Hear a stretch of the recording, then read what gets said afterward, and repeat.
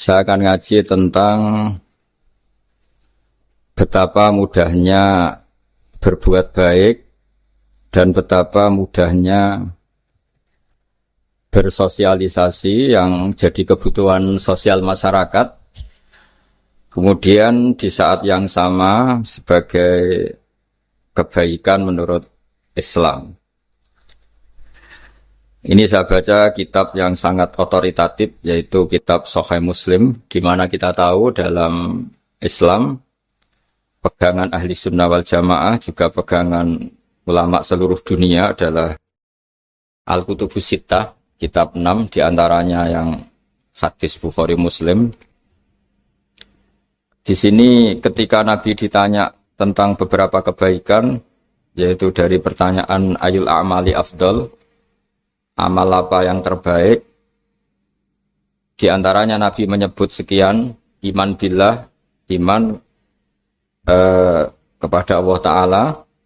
Kemudian ini yang penting dilakukan semua pemimpin, oleh bupati, oleh wakil bupati, oleh seluruh pemimpin, baik struktural maupun kultural, maupun pemimpin kecil, yaitu di keluarga. Yaitu Nabi ngendikan di antara misi Islam adalah memperdekakan budak. Kemudian ada yang lagi tanya lagi, fa'illam af'al. Lalu dari sekian kebaikan yang butuh biaya itu saya tidak mampu melakukan ya Rasulullah. Kalau nyumbang masjid saya tidak mampu. Kalau berbuat bikin fasilitas umum saya tidak mampu. Ada yang sekian pertanyaan dari sahabat, kalau misalnya kebaikan yang butuh biaya kami tidak mampu, termasuk di sini disebutkan kemampuan berhaji, kemampuan zakat, kemampuan sedekah. Kalau semua itu kami tidak mampu ya Rasulullah. Kata Nabi, tu'inu soni'an aw tasna'u li akhraq.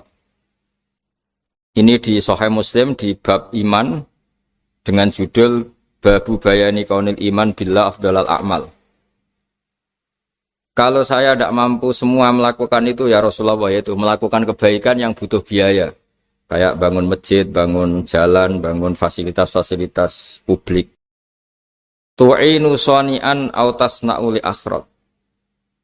Tu'inu nulungi sira soni'an ing wong sing ahli sun'ah, ahli kreatif, atau ahli, kalau orang sekarang itu bilang dia pekerja. Dia pekerja rumahan atau production house atau apa saja. Aw tasna'u li akhraq. Atau kamu membantu orang yang tidak punya pekerjaan.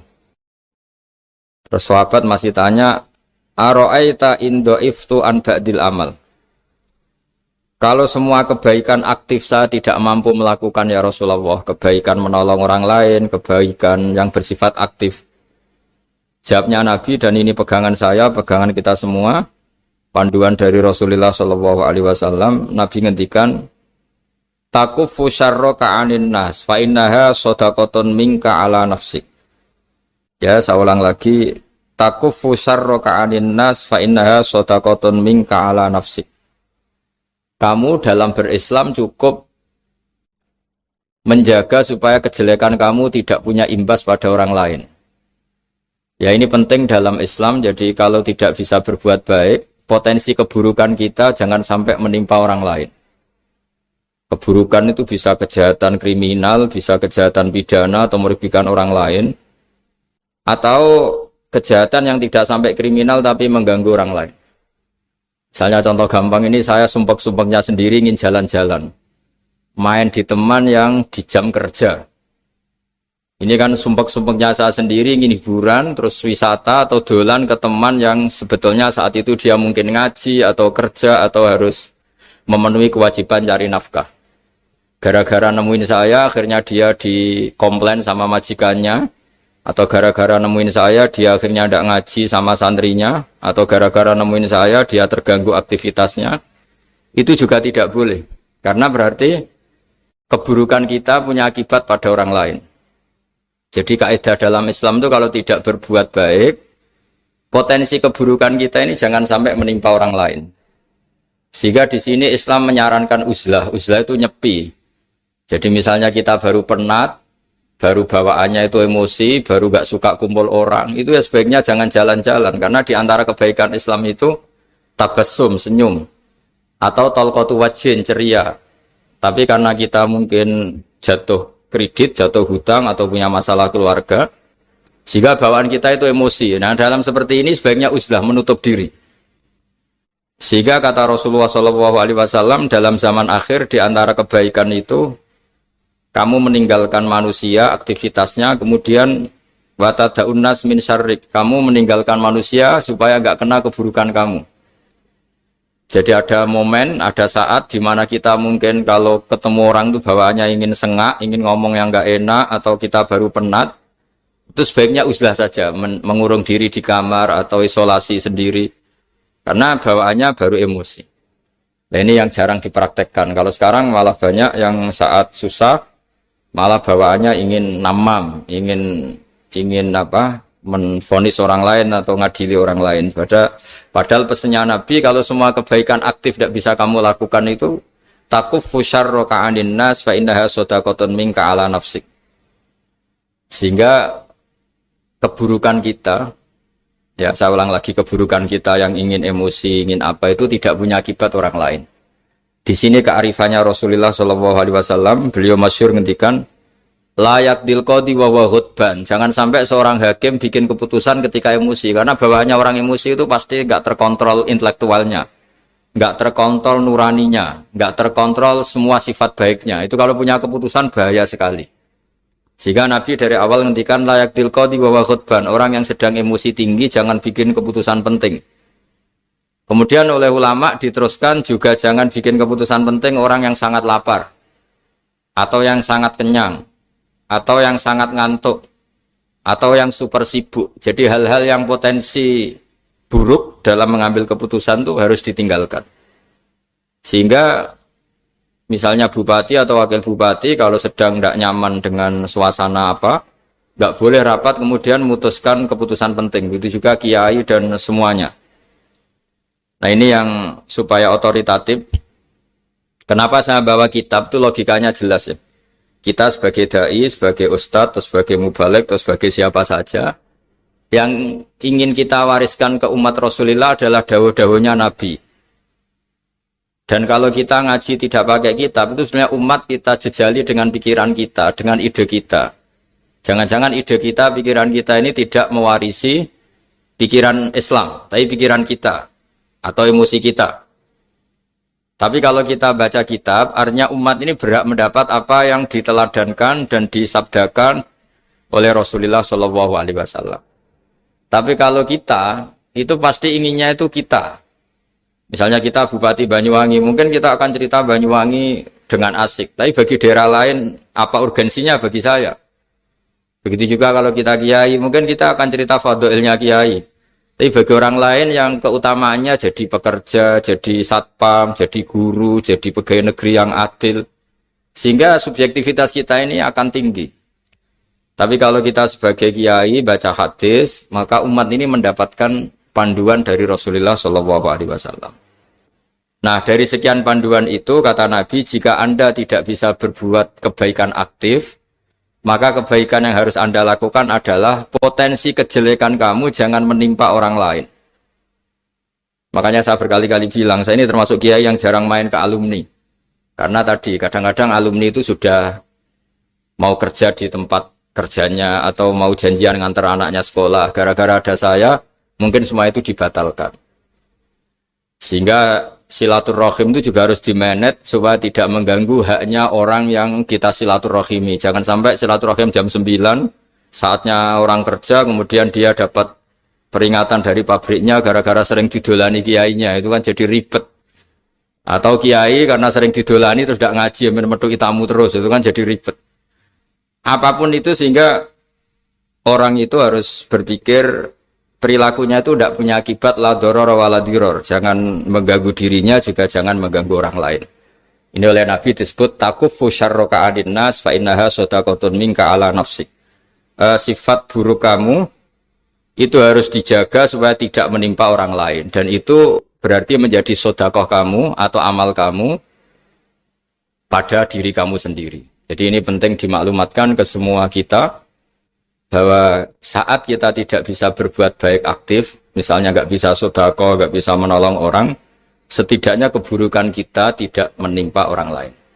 Nah, termasuk keburukan yang terselubung adalah kita punya pikiran yang menurut kita ini hebat, tapi bagi orang lain mungkin bahaya. Misalnya kita punya pikiran ingin jadi orang kaya raya yang dermawan. Itu artinya kan pikiran baik karena ingin jadi dermawan. Tapi artinya bayangkan orang lain tuh miskin semua butuh derma kamu. Mana mau orang lain kamu bayangkan miskin butuh derma kamu. Orang lain juga bayangkan dirinya kaya gak butuh derma kamu. Itu namanya kebaikan yang subjektif. Kamu ingin jadi kiai yang ngajarin orang banyak. Oke, itu baik. Tapi kan berarti kamu bayangkan orang lain gak bisa ngaji terus kamu saja yang bisa ngaji sehingga kamu yang ngajarin. Ya sudahlah, kebaikan itu udah usah muluk-muluk seperti itu. Jadi apa yang ditakdirkan kita jadi bupati ya jadi yang baik, menolong pekerja-pekerja yang baik. Saya kemarin diceritain banyak oleh Mas Anas aktivitas Pemda Banyuwangi yang menolong banyak orang, juga masyarakat juga saling menolong dan seterusnya dan terusnya. Jadi ini jelas maksud saya supaya bupati dan semuanya pemimpin melakukan kebaikan itu berdasar panduan dari Rasulullah SAW, di mana di antara aturan yang dianjurkan beliau adalah aktivitas kita sebagai manusia adalah tu'inu soni'an au tasna'uli akhrat. Ya, saya ulang lagi. Saya ulang teks hadisnya secara lengkap supaya dapat berkahnya Rasulullah SAW. Ada beberapa pertanyaan dari sahabat, ya Rasulullah, jika saya tidak bisa berbuat baik yang berbiaya atau tidak bisa berbuat baik yang aktif, apa yang saya harus lakukan? Nabi ngendikan tu'inu shani'an aw tasna'u li asra. Kamu membantu orang yang bekerja atau kreatif, orang-orang yang kreatif atau pekerja apa saja kamu bantu dan bantu orang yang tidak punya pekerjaan. Terus ditanya lagi, qultu ya Rasulullah ara'aita in dha'iftu an ba'dil amal. Bagaimana kalau itu pun saya tidak bisa ya Rasulullah? Terus Nabi ngendikan tafuqifu syarraka 'anin nas fa innaha shadaqatun minka 'ala nafsik. Yang penting keburukan kamu tidak menimpa ke orang lain dan itu bagian dari sedekah kamu. Nah, perlu saya ingatkan ke semua kita lah. Makanya pentingnya membaca umat Islam dengan ilmu usul fikih. Saya berkali-kali bilang, jika ada seseorang tidur, itu jangan kamu baca sebagai tidur yang meninggalkan tahajud, meninggalkan sholat qiyamul lail, meninggalkan wiridan di malam hari. Tapi juga bacalah saat itu dia tidak dugem, tidak maksiat, tidak narkoba. Sehingga barokahnya ilmu itu ada respek pada umat Islam yang tidur. Karena tidur itu juga ada fungsi meninggalkan sekian maksiat, sekian kriminalitas. Tapi kalau kita kulino tidak baca dengan ilmu, maka melihat orang tidur itu ya kayak meninggalkan tahajud, meninggalkan wiridan, meninggalkan qiyamul lail. Sehingga bawaannya kita ini akan kurang respek. Tapi kalau kita membacanya dengan ilmu, orang yang tidur di malam hari, maksudnya ya sudah sholat isya, itu ada sekian potensi maksiat yang dia tinggalkan. Dia tidak ngerasani orang, tidak adu-adu orang di medsos, dia tidak dugem, tidak meninggalkan. Pokoknya ada sekian kebaikan dalam saat tidur itu. Ini barokahnya ilmu. Tanpa ilmu kita tidak bisa respek seperti ini. Karena bawaannya akan, oh ini malam-malam tidak tahajud, tidak wiridan, tidak apa. Tapi kalau kita dengan ilmu, itu akan membaca dengan tidur, artinya orang tidak maksiat, tidak dugem, tidak ngerasanin orang, tidak ngata-ngatain orang. Nah di sini Sadaqallahul Azim ketika ngendikan wa min ayatihi manamukum billaili wan nahar, termasuk ayat Allah itu orang tidur. Maksudnya tidur yang dengan dimaknai positif tadi, bisa istirahat, bisa meninggalkan maksiat, bisa apa-apa. Nah ini di sini hebatnya Rasulullah SAW ketika beliau memandu kebaikan. Di antara kebaikan itu apa? Takufu syarroka anin nas fa innaha shadaqatun minka 'ala nafsik. Kamu, potensi buruk kamu atau keburukan kamu jangan sampai menimpa pada manusia, pada orang lain, dan itu bagian dari sedekah kamu. Ya, saya mohon maaf sama Bu Bupati, sama semua Pemda, sama Wakil Bupati karena saya tidak bisa lama-lama. Saya punya wadifah. Tadi ini pun sudah ngurting ngaji saya karena saya harus ikut ngaji di sini. Dan mari sama-sama berdoa. Al-Fatihah. Jadi status gambaan ini kita mantapkan dulu. Jangan ada status lain kita di depan Allah kecuali status kehambaan. Saya punya analogi dan itu saya ulang-ulang karena di antara ciri Quran itu mengulang-ulang sesuatu yang harus jadi pegangan. Saya ulang lagi, di antara ciri Quran itu mengulang-ulang sesuatu yang jadi pegangan. Jika kita belajar ilmu fisika atau ilmu apa saja, maka kita akan bicara materi sesuai statusnya. Jadi kita harus latihan untuk iman kepada Allah. Saya tanpa mengurangi rasa hormat, saya memberi contoh begini ya. Ini jam, materinya dari besi. Ini kertas, materinya ya kertas. Tentu secara fisik, orang akan bilang jam ini lebih kuat timbang kertas. Dan itu pasti dibenarkan dari segi materi. Tapi kalau Anda beragama dan Anda tahu bahwa pengendali alam raya ini Allah Ta'ala, maka kamu akan bilang, terserah Gus Baha. Gitu. Bisa saja jam ini saya punya niat saya hancurkan, kertas yang lemah ini saya simpan. Sehingga jam tangan ini 5 menit lagi saya hancurkan sehingga benar-benar rusak. Sementara kertas ini saya simpan sampai bertahun-tahun awet. Nah, kira-kira seperti itulah ilmu manusia. Sesuatu yang kita sangka kuat, ternyata Allah punya rencana menghancurkan itu. Dan yang kita sangka lemah, ternyata Allah punya rencana untuk mengabadikan itu. Nah, di sini pentingnya iman, lahu maqalidus samawati wal ardh. Hanya Allah yang mengendalikan semua. Jadi jangan mentang-mentang kita punya ilmu bahwa materi besi itu lebih kuat timbang kertas, terus kita pastikan bahwa besi lebih awet ketimbang kertas. Kita sisakan satu keyakinan, terserah Allah, terserah pengendalinya. Nah itu agama, bilang terserah pengendalinya itu agama. Ya mungkin tadi aja problem sinyal, saya ulang lagi. Ibarat saya ini megang jam tangan, yang materinya dari besi. Ini kertas yang materinya lemah. Tentu kita akan bilang bahwa jam atau besi lebih kuat ketimbang apa? Kertas. Tapi Anda salah. Anda harusnya ngomong bahwa terserah pengendalinya. Bisa saja saya punya rencana menghancurkan besi ini sehingga 5 menit lagi hancur. Dan saya ingin mengabadikan kertas ini saya simpan di tempat yang aman. Nah kira-kira agama itu bukan anti ilmu. Sehingga agama boleh kamu mengatakan besi ini lebih kuat ketimbang kertas. Tapi harus kamu tambahi dari segi materi. Tapi kalau dari segi pengendalinya maka kita jawab terserah Allah Subhanahu wa ta'ala. Nah ini di sini pentingnya beragama. Jadi meskipun Mars itu kayak apa kuatnya, bumi, gunung kayak apa kuatnya. Ternyata gunung yang kita kira kuat, ternyata nyimpan magma yang potensi meledak. Yang gunung kecil, yang kelihatan dari pasir kecil yang tidak berdaya, ternyata nggak nyimpan magma, jadi nggak direncanakan untuk diledakkan. Itu, nah, agama itu seperti itu. Yang disebut di surat Yasin, misalnya Allah itu siapa? Biyadihi malakutu kulli, yang dalam kendalinya itu semuanya di alam raya ini. Sehingga di kehidupan nyata juga sama. Ada orang yang nekuni ilmu ekonomi, tapi miskinnya Masya Allah. Ada yang gobloknya Masya Allah tapi kaya. Ada kiai yang punya doa banyak, hidupnya biasa. Yang nggak punya doa kaya. Itu saya pernah baca di sebuah hadis qudsi. Ada riwayat begini. Nabi Musa ketemu Allah ditanya. Limadza kata Allah. Kenapa saya memberi rezeki orang yang bodoh? Mak itu orang yang bodoh sekali. Kadang tak ciptakan dia jadi orang kaya. Dan yang pintar ekonomi kadang tak ciptakan jadi orang miskin. Si Nabi ini tanya, kenapa ya Allah? Supaya dia tahu yang mengendalikan rezeki itu saya, bukan ilmunya dia. Katanya. Jadi banyak orang, misalnya kita yang pintar, dipekerjakan orang yang nggak pintar. Yang punya pabrik tidak pintar, mengerjakan orang yang pintar. Jadi ya kira-kira agama itu seperti itu. Sehingga dalam kita beragama itu yang paling ditekankan itu tawadhu. Tawadhu itu merasa sopan atau memang sopan betul.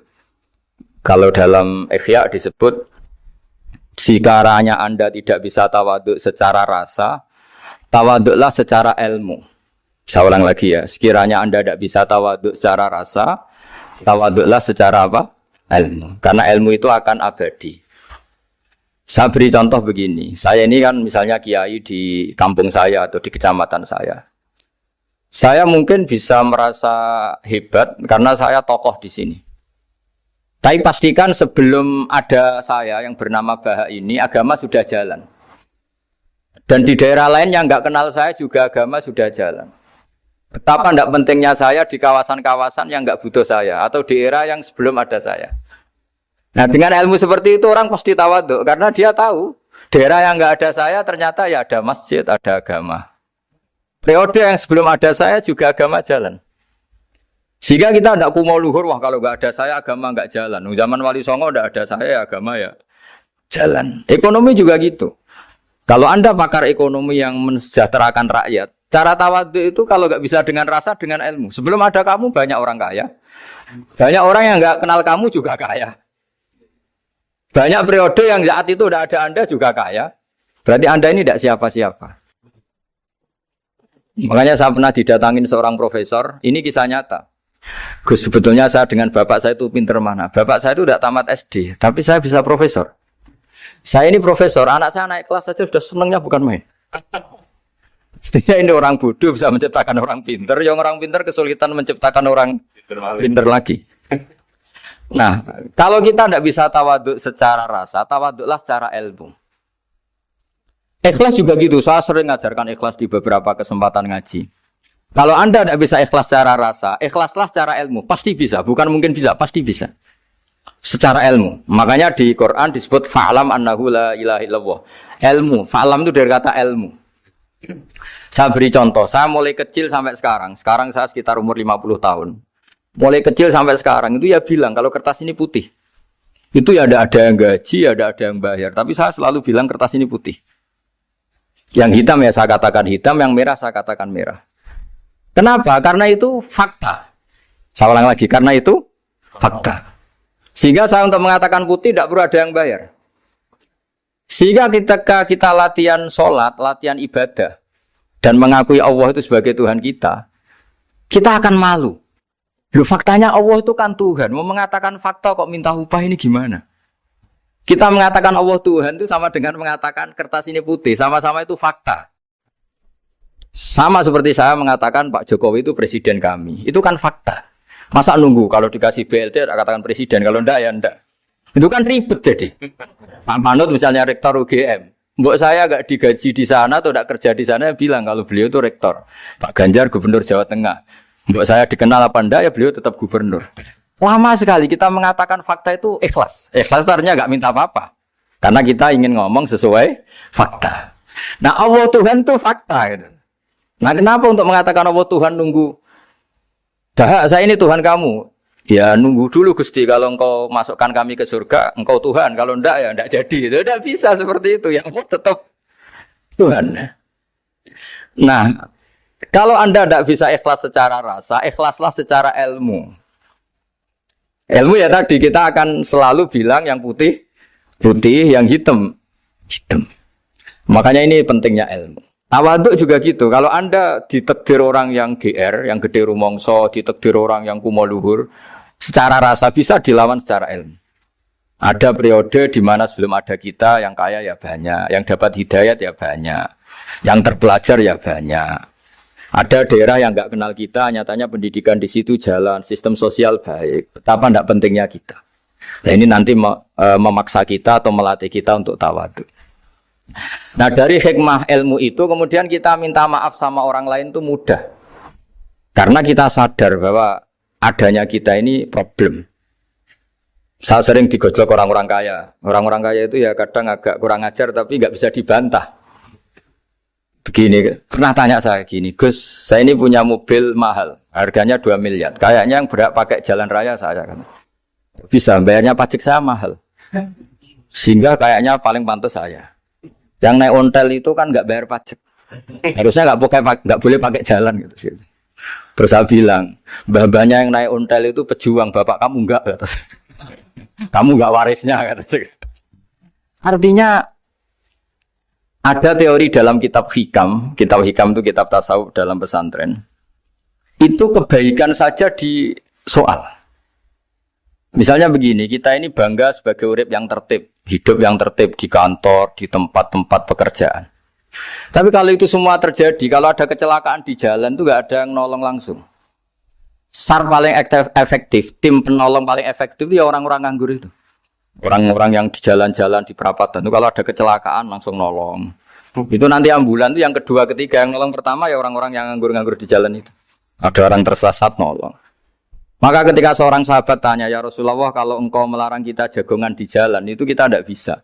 Tapi kata Nabi, ya silahkan saja, tapi adu haqqat thoriq, kamu di jalan itu datangkan. Apa itu? Ya kamu bisa amar ma'ruf nahi mungkar. Coba kalau di terminal, di tempat publik banyak orang yang soleh, itu nanti copet ya sungkan. Yang mau jambret ya sungkan, karena yang di situ orang-orang soleh. Nanti yang enggak sholat juga sungkan, karena yang di situ banyak yang sholat. Jadi kenyamanan orang pergi jauh di tempat-tempat sepi itu ya barokahnya orang-orang nganggur terus ngaji, wah nengkono masih rame, ada orang yang di perapatan, di pertigaan. Bayangkan kalau ini orang-orang soleh, pasti itu nyaman. Karena wilayah publik dihuni orang-orang yang soleh. Tapi orang pasti bilang itu nggak tertib. Kita inginnya hidup ya tertib di kantor atau yang suka di masjid, di masjid. Tapi kalau itu terjadi, itu nggak ada tim SAR gratis yang setiap saat kalau ada orang kecelakaan nolong. Makanya dalam makalah hikam itu paling masyhur diantaranya itu manusia itu siapa? Manusia itu mangkanat mahasinuhu masawiya, fakih falatakun masawihi masawiya. Manusia itu orang yang saat baik saja ada salahnya, apalagi masalah. Jadi kalau kamu punya toko lagi laris dan saat laris itu Anda ngerumat keluarga Anda melakukan kebaikan pada keluarga Anda, pasti ada toko lain yang termahjubkan, yang tersingkirkan. Makanya saya pernah diskusi sama kiai besar, guyonan sama saya. Kita kalau kiai besar sebaiknya kalau diundang di musala kecil datang apa enggak? Kata kiai yang satu, jangan datang Gus, itu jatahnya kiai kecil. Terus kata yang satu, datang Gus sebagai bukti tawaduk bahwa kita kiai besar pun mau diundang yang kecil. Akhirnya kita ini ya kadang datang kadang enggak, karena kadang kita enggak datang supaya jatah rezeki kiai kecil enggak terambil. Kadang ya mau datang supaya dikira tawaduk. Makanya kalau seorang profesor sering turba di bawah itu ya kasihan yang S1, SPDI itu kan nanti enggak jadi bintang kalau profesornya sering turun. Kalah terus itu loh. Jadi kadang-kadang itu orang itu harus berpikir secara ilmu, jangan rasa terus. Jadi itu ilmu. Jadi semua yang kebaikan yang kita lakukan itu secara ilmiah bisa diperdebatkan. Ada orang senang ngomong serius supaya bangsa ini maju. Tapi bapak saya itu pesan saya, kamu kalau ngiyai itu jangan sering ngomong serius kan. Masyarakat sudah capek mikir utang, mikir keluarga. Jadi itu sowan kiai dijak ngomong serius lagi nanti capek kan. Sehingga kiai dulu itu kalau ketemu orang ya guyon terus. Karena tahu masyarakat sudah capek. Sudah banyak yang takut tanggal kredit gitu. Sudah takut tanggal kredit, takut problem sowan kiai diancam neraka lagi itu kan ketakutan berkali-kali. Jadi makanya ini kan kebaikan itu dievaluasi karena kita tidak nabi, tidak wali. Jadi kalau kata hikam itu apa yang Anda kira baik itu ada masalah. Apalagi sedang masalah. Saya sering cerita ada orang suami istri harmonis sekali. Itu tanyakan ibunya, pasti mulai gak peduli dengan ibunya karena terlalu harmonis dengan istri. Tapi itu pasti bukan mungkin lagi. Jadi jangan tanya istrinya, tanya ibunya. Oh, jok nikah lupa saya. Ngalor ngidul sama istrinya. Tanyakan temannya. Wah, itu jok nikah lupa temennya. Tapi yang baik sama teman, tanyakan istrinya. Jatah belanja untuk ngopi. Begitu terus itu. Jadi siklus sosial itu. Nah, di sini pentingnya saling minta maaf karena dalam kebaikan kita pasti ada kesalahan. Ketika karir kita baik di pemerintahan maupun di kampus, pasti dengan sendirinya ada yang agak tersingkirkan. Meskipun itu sudah hukum alam. Tapi apapun itu kita harus minta maaf. Makanya banyak saya sering cerita berkali-kali. Dulu itu ada dua nabi yang seangkatan. Itu luar biasa debat ilmiahnya. Tapi debat baik. Mulai dulu ya ada polemik itu ya mulai dulu ya ada. Yang Nabi Yahya itu suka berkawan orang-orang soleh. Kalau ditanya kenapa kamu berkawan orang-orang soleh? Ya enak lah. Karena berkawan orang soleh. Yang Nabi Isa sering berkawan orang-orang yang nggak jelas. Ditanya, kenapa Anda suka berkawan orang-orang yang nggak jelas? Innama ana tabibun udawil mardo. Nabi dan kiai itu ibarat dokter, ya tentu menyembuhkan yang sakit. Kalau Anda seorang dokter, pasti neliti daerah-daerah pandemi. Masa neliti daerah sehat? Nah, jadi dulu bapak wasiat ke saya gitu. Kau nak jadi kiai kok bengkel. Jadi kiai itu kayak bengkel. Kalau nggak siap dadani orang nggak jelas ya jangan jadi kiai kan. Itu ya. Tapi kan masalahnya kita sendiri solehnya pas-pasan. Takut terkontaminasi. Jadi yang jelek bukan jadi baik. Kita yang baik jadi jelek. Nah itu kan mulai dulu ya polemik. Sejauh mana kita punya kekuatan untuk tidak terpengaruh yang negatif. Yang negatif terpengaruh kita menjadi positif. Jadi ini cerita-cerita sawalan bahwa dalam kebaikan kita itu ada kesalahan. Maka kita tetap istighfar, tetap saling minta maaf. Dulu bapak saya kalau diceritain ada seorang kiai sampai sepuh jadi imam masjid, istiqomah sekali. Dulu bapak saya itu guyu. Ya istiqomah, tapi wong liya terus ra iso dadi kader. Jadi calon-calon kiai ini sudah putus asa karena enggak pernah punya kesempatan jadi imam. Jadi di balik istiqomah itu ya ada memahjubkan orang lain. Makanya alhamdulillah di Indonesia itu ada pegawai pensiun. Kalau enggak habis itu. Karena yang anyar-anyar itu mesti ini kurang pengalaman, ini kurang senior. Tapi barokahnya ada pensiun kan gantian. Masalahnya di dunia kiai itu udah ada pensiun. Tambah sepuh tambah mantap, tambah sepuh tambah mantap. Nah itu sebaiknya ya mulai mundur-mundur sedikit dari imam masjid itu. Ya nyari-nyari yang lain lah supaya ada kaderisasi, ada. Jadi intinya itu di balik kebaikan yang kita lakukan pun itu ada masalah sehingga kita butuh istighfar. Di sini pentingnya dawuhnya para wali-wali, dulu ada istilah wastighfaruna yahtaju ilal istighfar. Ketika kita minta maaf, sebetulnya minta maaf sendiri itu butuh minta maaf lagi. Minta maaf lagi itu butuh minta maaf lagi. Misalnya saya dengan Mas Hilmi ini akrab, pernah pakai uangnya misalnya. Itu kadang kita bayar itu malah tersinggung, kok kayak orang lain saja bayar. Minta maaf juga gitu, kalau kamu punya teman akrab, terus minta maaf resmi itu tersinggung. Kayak wong liya ae jaluk sepuro. Jadi kadang jaluk sepuro itu malah masalah. Itu kan sama, kamu punya teman akrab terus kalau mau main, assalamualaikum, saged masuk nopo boten, angsal boten. Boleh enggak main, itu mesti teman kamu tersinggung. Kok kayak orang lain saja. Artinya ketika Anda merasa benar karena protokoler ketika masuk ke teman, ternyata itu salah. Teman kamu maunya enggak protokoler karena sudah akrab. Tapi ketika kita merasa akrab, ternyata selonang-selonang dianggap problem, kita tidak pernah tahu. Nah di sini kata ulama-ulama, minta ampun itu kebutuhan manusia. Karena dalam kebaikan kita, pasti ada kesalahan. Makanya disebut, wastighfaruna yahtaju ilal istighfar. Kita selalu diajari, Rabbana dzolamna anfusana. Ya Allah, kita ini selalu mendolimi diri kita sendiri. Jadi saat kita baik pun, ada unsur kesalahan. Yaitu tadi, kalau Anda jadi orang pasti ada yang termahjubkan. Kalau Anda kiai besar atau profesor atau pejabat turun ke bawah. Ya kalau gubernur turun terus ya bupati gak jadi bintang. Kalau saya kiai besar misalnya turun terus ya kiai kampung itu ya kasihan. Saya pernah diundang Manakipan tidak datang itu kiai kecil bilang, "Matur nuwun Gus gak teko, aduh iwake. Aduh iwake gak untuk saya," katanya. Barokahnya saya ada. Itu lucu ya, matur nuwun betul. Matur nuwun Gus jenengan gak dugi jadi. Akhirnya jatah besarnya untuk saya. Nah, tapi yang punya rumah komplain. Gus udah ora tau teko PP aku wong cilik. Nah, ini saya harus mendahulukan versi Soibul Bait yang punya rumah apa versi kiai yang termahjubkan. Artinya pilihan apapun saya harus istighfar karena ada saja unsur salahnya. Ya makanya ini kan makanya ya saya minta UGM juga saya sering undang saya terus nanti dikira karena kampus besar Gus Wak mau juga keliru lagi. Kalau 1-2 kali mungkin boleh, kalau keseringan ya nggak boleh. Nanti itu dikira saya maunya hanya sama kampus besar, padahal saya sama RT ya sering datang juga. Nah ini yang terakhir saya bacakan teks otoritatif sebagaimana janji saya. Kata Rasulullah SAW di sebuah hadis. Ini terakhir nanti supaya nggak lama-lama saya juga punya wadhifah. Ada orang itu punya hutang. Hutang itu ya hutang, memang hutang. Singkat cerita orang itu tidak bisa bayar sampai akhirat. Dan aturannya Allah, orang yang punya hutang tidak bisa bayar ini harus diaudit, harus diselesaikan di akhirat. Kalau tidak bisa diselesaikan di dunia, diselesaikan di akhirat. Walhasil akhirnya di akhirat itu ditagih dan tidak mampu bayar. Karena di akhirat sudah tidak ada kredit, tidak ada ATM, tidak ada apa saja.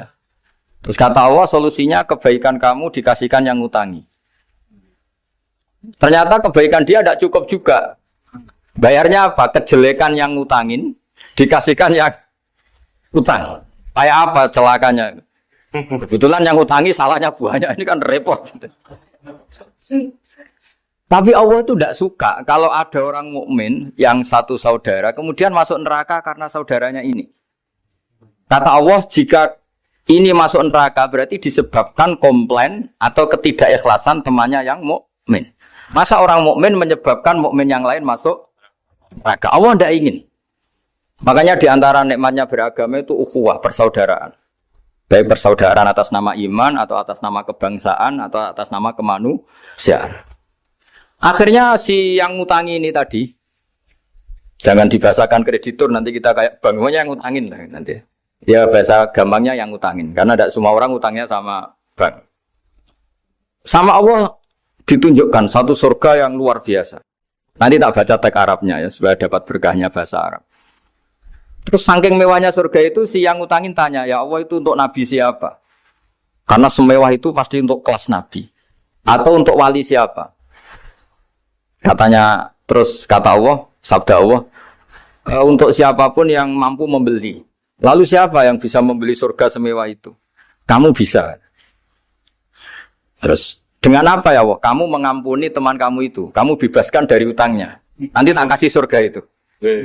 Terus, akhirnya sama Allah, kata orang itu, ya Allah saya bebaskan. Ya sudah, kamu berdua masuk surga. Karena Allah tidak ingin ada kasus aneh. Dua orang mukmin ini kan bersaudara. Masa bersaudara kemudian yang satu menjadi penyebab masuknya neraka karena ini tidak mau memaafkan. Artinya kalau kita syawalan itu harus benar-benar mau memaafkan, karena kalau tidak Anda menjadi penyebab teman kamu masuk neraka. Jadi kita janganlah jadi orang mukmin yang menjadi problem bagi saudara kita. Jadi makanya saya itu berharap ada wali utang saya tidak bisa bayar, karena ini masih dibela-belain Allah ini. Karena Allah nggak ikhlas kalau ada walinya masuk neraka. Jadi kalau ada wali utang kamu, itu utangin saja, doain nggak bisa nyaur, no? Nggak bisa bayar. Nanti ini akan dibela-belain Allah di akhirat. Karena wali ini nggak pantas masuk neraka. Ya, jadi kalau ada wali utang kamu mau bayar, sudah Anda tidak usah bayar, nanti di akhirat saja. Lah yang ribet kalau yang kamu utangin dia ahli neraka, kamu nagihnya disuruh masuk neraka. Nah, itu ribet itu. Sudah utang dia ahli neraka. Ya tak baca teksnya supaya ini ada di kitab Ihya halaman 197 juz 2. Status hadisnya waqala shahihul isnad. Kata Imam Hakim hadis ini shahihul isnad. Saya baca Arabnya nanti insyaallah sebagian ya supaya kelihatan teks aslinya di bab hukukul muslim. Bainama Rasulullah sallallahu alaihi wasallam jalisun izdhika hatta badat sanaya.